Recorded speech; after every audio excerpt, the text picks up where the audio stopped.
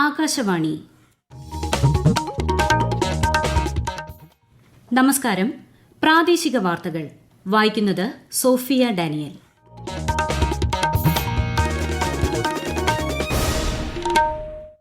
പ്രധാന വാർത്തകൾ. മൂന്നാം ഘട്ട ലോക്സഭാ തിരഞ്ഞെടുപ്പിന് സ്ഥാനാർത്ഥിത്വം പിൻവലിക്കാനുള്ള സമയപരിധി നാളെ അവസാനിക്കും. സംസ്ഥാനത്ത് തിരഞ്ഞെടുപ്പ് പ്രചാരണം ചൂടുപിടിക്കുന്നു. പരസ്യപ്രചാരണം ബുധനാഴ്ച വരെ. കേരളത്തിൽ 81% മുതിർന്ന പൌരന്മാരും ഭിന്നശേഷിക്കാരും വീട്ടിൽ വോട്ട് രേഖപ്പെടുത്തിയതായി മുഖ്യ തിരഞ്ഞെടുപ്പ് ഓഫീസർ. സംസ്ഥാനത്ത് പക്ഷിപ്പനി നേരിടുന്നതിൽ ജാഗ്രതയോടെയുള്ള നടപടികൾ തുടരുമെന്ന് മന്ത്രി ജെ ചിഞ്ചുറാണി. ശ്രീ പത്മനാഭസ്വാമി ക്ഷേത്രത്തിലെ പൈങ്കുനി ഉത്സവത്തിന് ഇന്ന് ആറാട്ടോടെ കൊടിയിറക്കം. IPLൽ കൊൽക്കത്ത നൈറ്റ് റൈഡേഴ്സിനെതിരെ റോയൽ ചലഞ്ചേഴ്സ് ബംഗളൂരുവിന് 223 റൺസ് വിജയലക്ഷ്യം. വാർത്തകൾ വിശദമായി. വെള്ളിയാഴ്ച നടക്കുന്ന രണ്ടാം ഘട്ട ലോക്സഭാ തെരഞ്ഞെടുപ്പിനുള്ള പ്രചാരണം പുരോഗമിക്കുന്നു. 13 സംസ്ഥാനങ്ങളിലായി 88 മണ്ഡലങ്ങളിലാണ് വെള്ളിയാഴ്ച വോട്ടെടുപ്പ് നടക്കുക.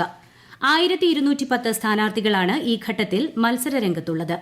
കേരളത്തിൽ 20, കർണാടകയിൽ 14, രാജസ്ഥാനിൽ 13, ഉത്തർപ്രദേശ്, മഹാരാഷ്ട്ര എന്നീ സംസ്ഥാനങ്ങളിലെ 8 ലോക്സഭാ മണ്ഡലങ്ങളും രണ്ടാം ഘട്ടത്തിൽ വിധിയെഴുതും.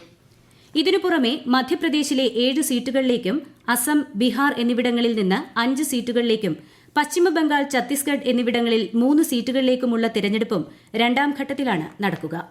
രാജ്യത്ത് മൂന്നാം ഘട്ട ലോക്സഭാ തിരഞ്ഞെടുപ്പിന് സ്ഥാനാർത്ഥിത്വം പിൻവലിക്കാനുള്ള സമയപരിധി നാളെ അവസാനിക്കും. നാമനിർദ്ദേശ പത്രികകളുടെ സൂക്ഷ്മ പരിശോധന ഇന്നലെ പൂർത്തിയായിരുന്നു. മൂന്നാം ഘട്ടത്തിൽ 10 സംസ്ഥാനങ്ങളിലെയും 2 കേന്ദ്രഭരണ പ്രദേശങ്ങളിലെയും 94 പാർലമെന്റ് സീറ്റുകളിലേക്കാണ് വോട്ടെടുപ്പ് നടക്കുക. മെയ് 7-നാണ് വോട്ടെടുപ്പ്. സംസ്ഥാനത്ത് ലോക്സഭാ തിരഞ്ഞെടുപ്പിൽ ആൾമാറാട്ടം തടയുന്നതിനും സുതാര്യത ഉറപ്പുവരുത്താനും പോളിംഗ് ഉദ്യോഗസ്ഥർക്കായി ആപ്പ് തയ്യാറാക്കിയതായി മുഖ്യ തെരഞ്ഞെടുപ്പ് ഓഫീസർ സഞ്ജയ് കൌൾ. ASD മോണിറ്റർ CEO കേരള എന്ന ആപ്പാണ് NIC കേരളയുടെ സഹായത്തോടെ സംസ്ഥാനത്തിന് മാത്രമായി വികസിപ്പിച്ചെടുത്തത്. ഈ ആപ്പ് വഴി ഒരു വോട്ടർ ഒന്നിലധികം വോട്ട് ചെയ്യുന്നുണ്ടോ എന്ന് നിരീക്ഷിക്കാൻ കഴിയും. INDI മുന്നണി അധികാരത്തിലെത്തിയാൽ പൌരത്വ ഭേദഗതി നിയമം റദ്ദാകുമെന്ന് കോൺഗ്രസ് പ്രവർത്തക സമിതി അംഗവും പ്രകടന പത്രിക രൂപീകരണ സമിതി ചെയർമാനുമായ P. ചിദംബരം. പൌരത്വ നിയമ ഭേദഗതിയെക്കുറിച്ച് പ്രകടന പത്രികയിൽ തന്നെ വ്യക്തമാക്കിയിട്ടുണ്ടെന്നും ഇക്കാര്യത്തിൽ കോൺഗ്രസിന്റെ നിലപാടിനെ തെറ്റിദ്ധരിപ്പിക്കുന്ന പ്രചാരണമാണ് CPIM നടത്തുന്നതെന്നും ശ്രീ ചിദംബരം പറഞ്ഞു. KPCC മാധ്യമ സമിതിയുടെ മുഖാമുഖം പരമ്പരയിൽ പങ്കെടുക്കുകയായിരുന്നു അദ്ദേഹം. ED അറസ്റ്റിനെ ചൊല്ലി മുഖ്യമന്ത്രി പിണറായി വിജയനെതിരെയുള്ള കോൺഗ്രസ് നിലപാട് അപലപനീയമാണെന്ന് CPIM general secretary Sitaram Yechury. അറസ്റ്റിനെ CPIM ഭയക്കുന്നില്ലെന്നും അടിയന്തരാവസ്ഥക്കാലത്ത് ഉൾപ്പെടെ പിണറായി വിജയൻ ജയിൽവാസം അനുഭവിച്ചിട്ടുണ്ടെന്നും ശ്രീ യെച്ചൂരി പറഞ്ഞു. തിരുവനന്തപുരം ലോക്സഭാ മണ്ഡലം LDF സ്ഥാനാർത്ഥി പന്ന്യൻ രവീന്ദ്രന്റെ തിരഞ്ഞെടുപ്പ് പ്രചാരണ പരിപാടിയിൽ സംസാരിക്കുകയായിരുന്നു അദ്ദേഹം. ആഗോളതലത്തിൽ മറ്റ് രാജ്യങ്ങൾക്ക് ഇന്ത്യ പ്രതീക്ഷ നൽകുന്നതായി കേന്ദ്ര സഹമന്ത്രി VK സിംഗ്. മലപ്പുറം എടവണ്ണപ്പാറയിൽ NDA സ്ഥാനാർത്ഥി K. അബ്ദുൾ സലാമിന്റെ തിരഞ്ഞെടുപ്പ് പ്രചാരണത്തിന്റെ ഭാഗമായി സംഘടിപ്പിച്ച പരിപാടി ഉദ്ഘാടനം ചെയ്യുകയായിരുന്നു അദ്ദേഹം. സംസ്ഥാനത്ത് BJPക്ക് അനുകൂല സാഹചര്യമാണുള്ളതെന്നും ശ്രീ VK സിംഗ് അഭിപ്രായപ്പെട്ടു.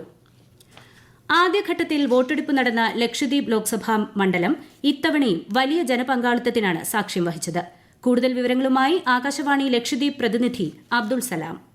ലക്ഷദ്വീപിൽ മൊത്തം 84% പോളിംഗ് രേഖപ്പെടുത്തി. 10 ദ്വീപുകളിലായി 55 പോളിംഗ് ബൂത്തുകളിലാണ് വോട്ടിംഗ് നടന്നത്. മുതിർന്നവരും സ്ത്രീകളുമടക്കം വലിയ ജനപങ്കാളിത്തമാണ് എല്ലാ ബൂത്തുകളിലും അനുഭവപ്പെട്ടത്. വൈകുന്നേരം 6:30 അതുവരെ വരിയിലുണ്ടായിരുന്ന എല്ലാ വോട്ടർമാർക്കും കൂപ്പൺ നൽകി വോട്ടിടാനുള്ള അവസരമൊരുക്കിയതിന്റെ പശ്ചാത്തലത്തിൽ ചില ബൂത്തുകളിൽ രാത്രി 9 മണിവരെ വോട്ടിംഗ് പ്രക്രിയകൾ നീണ്ടുനിന്നു. NCP ശരത് പവാർ പക്ഷ സ്ഥാനാർത്ഥി PP Muhammad Faisal, Indian National Congress സ്ഥാനാർത്ഥി അഡ്വക്കേറ്റ് ഹംദുള്ള സയ്യിദ് എന്നിവർ അന്ത്രോത്ത് ദ്വീപിലും, NCP അജിത് പവാർ പക്ഷ സ്ഥാനാർത്ഥി TP യൂസഫ് കടമത്ത് ദ്വീപിലും, സ്വതന്ത്ര സ്ഥാനാർത്ഥി K. കോയ മിനിക്കോയ് ദ്വീപിലുമായി വോട്ട് രേഖപ്പെടുത്തി. മൊത്തം 57,784 വോട്ടുകളിൽ 48,468 വോട്ടുകളാണ് പോൾ ചെയ്യപ്പെട്ടത്. ഒരു ദ്വീപിലും തെരഞ്ഞെടുപ്പ് നടപടിക്രമങ്ങൾ തടസ്സപ്പെടുത്തുന്ന അനിഷ്ട സംഭവങ്ങൾ റിപ്പോർട്ട് ചെയ്തിട്ടില്ല. രാജ്യത്തിന്റെ മൂല്യങ്ങൾ സംരക്ഷിക്കാനുള്ള അവസരമായാണ് ജനം ലോക്സഭാ തെരഞ്ഞെടുപ്പിനെ കാണുന്നതെന്ന് മുഖ്യമന്ത്രി പിണറായി വിജയൻ. മതനിരപേക്ഷത, ജനാധിപത്യം, സ്വാതന്ത്ര്യം, ഭരണഘടന എന്നിവ സംരക്ഷിക്കപ്പെടണമെങ്കിൽ രാജ്യത്ത് ഭരണമാറ്റം അനിവാര്യമാണെന്ന് ജനങ്ങൾ തിരിച്ചറിയുന്നുണ്ടെന്നും മുഖ്യമന്ത്രി കാസർഗോഡ് വാർത്താസമ്മേളനത്തിൽ പറഞ്ഞു. സംസ്ഥാനത്ത് മുതിർന്ന പൌരന്മാർക്കും ഭിന്നശേഷിക്കാർക്കും വീട്ടിൽ തന്നെ വോട്ട് ചെയ്യുന്നതിന് ഒരുക്കിയിട്ടുള്ള വീട്ടിൽ വോട്ട് പ്രക്രിയയ്ക്ക് അപേക്ഷിച്ചവരിൽ 81% പേർ വോട്ട് രേഖപ്പെടുത്തിയതായി മുഖ്യ തിരഞ്ഞെടുപ്പ് ഓഫീസർ സഞ്ജയ് കൌൾ അറിയിച്ചു. സംസ്ഥാനത്ത് ഇതുവരെ 1,42,799 പേർ വീട്ടിൽ വോട്ട് ചെയ്തു. 85 വയസ്സിൽ കൂടുതൽ പ്രായമുള്ള 1,02,285 പേരും ഭിന്നശേഷിക്കാരായ 40,514 പേരും ഇതിൽ ഉൾപ്പെടുന്നു. ഈ മാസം 25 വരെ വീട്ടിൽ വോട്ട് തുടരും. ബിജെപി ദേശീയ പ്രകടന പത്രികയുടെ മലയാളം പതിപ്പ് പുറത്തിറക്കി. ബിജെപി സംസ്ഥാന അധ്യക്ഷൻ കെ സുരേന്ദ്രൻ മാനന്തവാടി ബിഷപ്പ് മാർ ജോസ് പൊരുന്നേടത്തിന് നൽകിയാണ് പത്രിക പ്രകാശനം ചെയ്തത്. ഈ വാർത്തകൾ ആകാശവാണിയിൽ നിന്ന്. പക്ഷിപ്പനി നേരിടുന്നതിൽ ജാഗ്രതയോടെയുള്ള നടപടികൾ തുടരുമെന്ന് മന്ത്രി ജെ ചിഞ്ചുറാണി. വളർത്തുപക്ഷികളെ നഷ്ടപ്പെട്ടവർക്കും ഒഴിവാക്കലിന്റെ ഭാഗമായി നശിപ്പിക്കപ്പെട്ട പക്ഷികൾക്കും നഷ്ടപരിഹാരം നൽകുമെന്നും ഇതിനായി അവലോകന നടപടികൾ പുരോഗമിക്കുകയാണെന്നും മന്ത്രി അറിയിച്ചു. IPL ക്രിക്കറ്റിൽ കൊൽക്കത്ത നൈറ്റ് റൈഡേഴ്സിനെതിരെ റോയൽ ചലഞ്ചേഴ്സ് ബംഗളൂരുവിന് 223 റൺസ് വിജയലക്ഷ്യം. ആദ്യം ബാറ്റ് ചെയ്ത കൊൽക്കത്ത 20 ഓവറിൽ 6 വിക്കറ്റ് നഷ്ടത്തിൽ 222 റൺസ് എടുത്തു.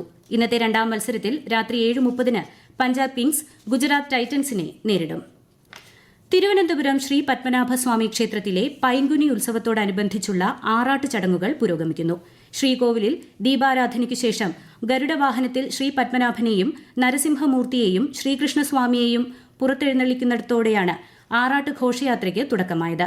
വള്ളക്കടവിൽ നിന്ന് വിമാനത്താവളത്തിനുള്ളിലൂടെ ഘോഷയാത്ര ശംഖുമുഖത്തെത്തും. എഴുന്നള്ളത്ത് ക്ഷേത്രത്തിൽ മടങ്ങിയെത്തുന്നതോടെ പൈങ്കുനി ഉത്സവത്തിന് കൊടിയിറങ്ങും. നാളെ ആറാട്ട് കലശം നടക്കും. പൂക്കളുടെ കാഴ്ച വിരുന്നൊരുക്കുന്ന 16ാമത് തേക്കടി പുഷ്പമേളയിൽ സന്ദർശക പ്രവാഹം. മാർച്ച് 27 ആരംഭിച്ച പുഷ്പമേള കാണാൻ ഇതിനോടകം 10,000-ങ്ങളാണ് എത്തിയത്. കൂടുതൽ വിവരങ്ങളുമായി ആകാശവാണി ഇടുക്കി ജില്ലാ പ്രതിനിധി രതീഷ് കൃഷ്ണ. പൂക്കളുടെ വർണ്ണോത്സവമായ തേക്കടി പുഷ്പമേള ആസ്വദിക്കുവാൻ അയൽ സംസ്ഥാനമായ തമിഴ്നാട്ടിൽ നിന്നുൾപ്പെടെ ദിവസവും 100 ആളുകളാണ് എത്തുന്നത്. സന്ദർശകരുടെ തിരക്കേറെയും വൈകുന്നേരങ്ങളിലാണ്. അവധി ദിവസങ്ങളിൽ പ്രതിദിനം 5000-ഓളം പേർ പുഷ്പമേളയ്ക്ക് എത്തുന്നതായാണ് കണക്ക്. 250-ൽ പരം പൂച്ചെടികൾ, ഫലവൃക്ഷ തൈകൾ, അലങ്കാര ചെടികൾ, ഇൻഡോർ പ്ലാന്റുകൾ, അലങ്കാര മത്സ്യങ്ങൾ, വാണിജ്യ സ്റ്റാളുകൾ തുടങ്ങിയവയും പുഷ്പമേളയിലുണ്ട്. ദിവസവും രാത്രി 7 മുതൽ പ്രൊഫഷണൽ ട്രൂപ്പുകളുടെ കലാപരിപാടികളും അരങ്ങേറും. Kumily grama panchayat, Thekkady agri horticultural society, മണ്ണാറത്തറയിൽ ഗാർഡൻസ് എന്നിവയുടെ സംയുക്ത ആഭിമുഖ്യത്തിൽ നടക്കുന്ന പുഷ്പമേള മെയ് 12-ന് സമാപിക്കും. കൊച്ചി വാട്ടർ മെട്രോ ഫോർട്ട് കൊച്ചിയിലേക്ക് സർവീസ് ആരംഭിച്ചു. കൊച്ചിൻ ഷിപ്പ്യാർഡ് കൈമാറിയ 14ാമത്തെ ബോട്ടിന്റെ ടിക്കറ്റിംഗ് ഉൾപ്പെടെയുള്ള സംവിധാനങ്ങളുടെ ട്രയൽ റൺ കഴിഞ്ഞ ദിവസം പൂർത്തിയായതോടെയാണ് ഫോർട്ട് കൊച്ചി ടെർമിനലിൽ നിന്ന് സർവീസ് ആരംഭിച്ചത്. ഹൈക്കോർട്ട് ജംഗ്ഷൻ ടെർമിനലിൽ നിന്ന് ഫോർട്ട് കൊച്ചിയിലേക്ക് 40 രൂപയാണ് ടിക്കറ്റ് നിരക്ക്. പത്തനംതിട്ട ലോക്സഭാ മണ്ഡലത്തിൽ മരിച്ചയാളുടെ പേരിൽ വീട്ടിൽ വോട്ട് ചെയ്തെന്ന പരാതിയിൽ 3 പേരെ ജില്ലാ കളക്ടർ സസ്പെൻഡ് ചെയ്തു. 2 പോളിംഗ് ഓഫീസർമാർക്കും ഒരു BLOയ്ക്കുമെതിരെയാണ് നടപടി. വോട്ട് അസാധുവായി കണക്കാക്കുമെന്നും അതിനാവശ്യമായ റിപ്പോർട്ട് തിരഞ്ഞെടുപ്പ് കമ്മീഷന് നൽകുമെന്നും കളക്ടർ അറിയിച്ചു. പ്രധാന വാർത്തകൾ വീണ്ടും. 3ാം ഘട്ട ലോക്സഭാ തിരഞ്ഞെടുപ്പിന് സ്ഥാനാർത്ഥിത്വം പിൻവലിക്കാനുള്ള സമയപരിധി നാളെ അവസാനിക്കും. സംസ്ഥാനത്ത് തിരഞ്ഞെടുപ്പ് പ്രചാരണം ചൂടുപിടിക്കുന്നു. പരസ്യപ്രചാരണം ബുധനാഴ്ച വരെ. കേരളത്തിൽ 81% മുതിർന്ന പൌരന്മാരും ഭിന്നശേഷിക്കാരും വീട്ടിൽ വോട്ട് രേഖപ്പെടുത്തിയതായി മുഖ്യ തിരഞ്ഞെടുപ്പ് ഓഫീസർ.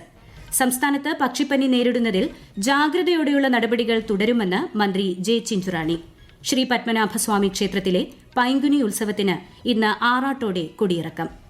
IPL ക്രിക്കറ്റിൽ കൊൽക്കത്ത നൈറ്റ് റൈഡേഴ്സിനെതിരെ റോയൽ ചലഞ്ചേഴ്സ് ബംഗളൂരുവിന് 223 റൺസ് വിജയലക്ഷ്യം. പ്രാദേശിക വാർത്തകൾ കഴിഞ്ഞു. അടുത്ത വാർത്താ പ്രക്ഷേപണം രാത്രി 7:25-ന്.